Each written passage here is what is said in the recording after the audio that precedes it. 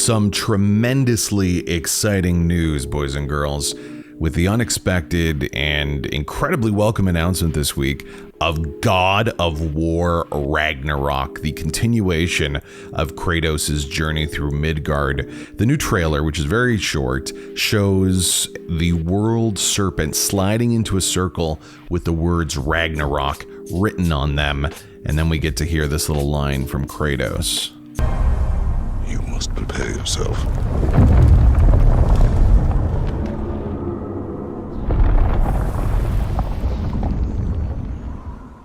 There's not a lot to go on here, but if you do recall, in the previous game, most of the meta-narrative was about Odin and Ragnarok. I did a video on this years ago, cataloging every line in the game that could be related to the eventual coming of Ragnarok. A link is available below.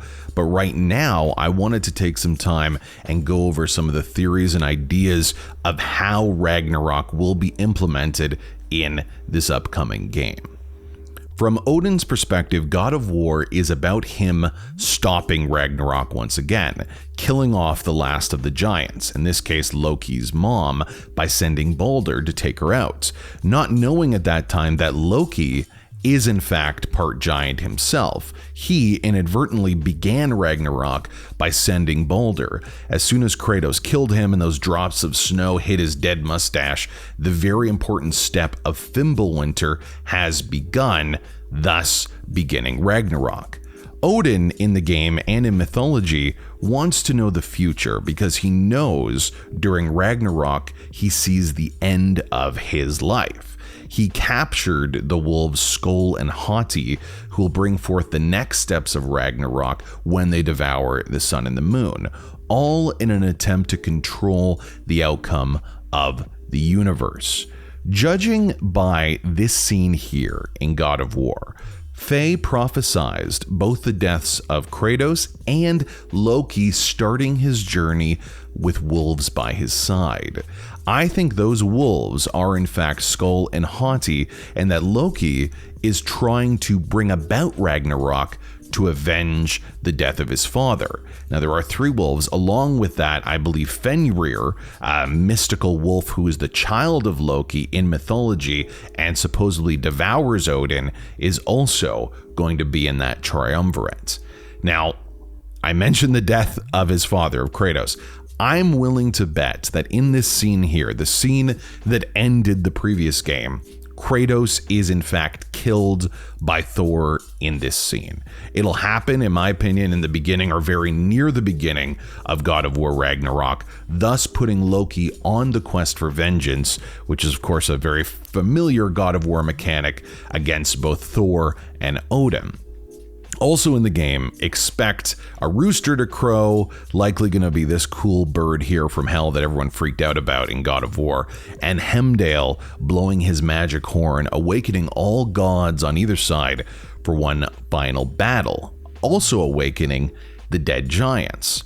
Perhaps that will also be Loki's motivation for furthering and wanting to bring the end to Ragnarok, to try and bring back his recently departed daddy, and of course, his mother, who was a giant that passed away. Exploring the actual mythology a little bit further, though, the answers seem even more complicated than they appear to be.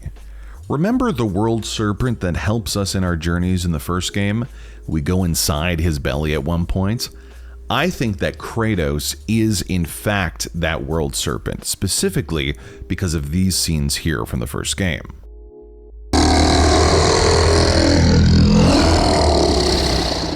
He knows the pain of your loss. He will help you.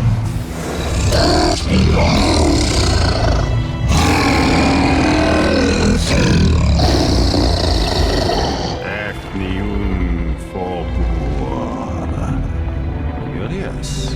What is it? Oh, nothing to be concerned about. Amir, what else did the serpent tell you when you spoke? Kinda sounded important. I'm sure it's nothing. He just said the boy seemed familiar to him.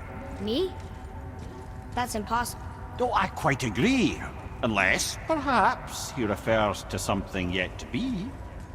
It is said that when Jormungandr and Thor battle at Ragnarok, Their clash so violently shakes the tree of life that it splinters, casting the serpent backward through time, even before his own birth. What? That is madness. Well, I did say not to concern yourself. So if you believe my wild theory, the serpent was actually Kratos beaten back in time before his quote-unquote birth, as the serpent is then used to help aid Loki and himself in the events of God of War. Ragnarok could be a time paradox battling sort of experience where Loki has to figure out what happened to his dad while still trying to get his vengeance.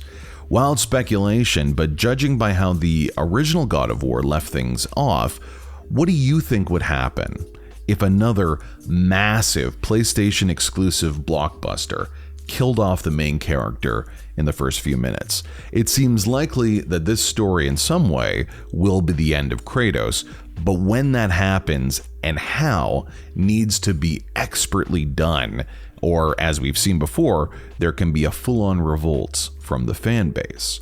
How could this story be told effectively with the death of Kratos while still not causing a majority of us to really lose our shit? I want to know what you think will happen in God of War Ragnarok. Tell me if I'm crazy about Kratos looking a lot like this world serpent here. What do you think? I want to know. Andy Borkowski for VGS.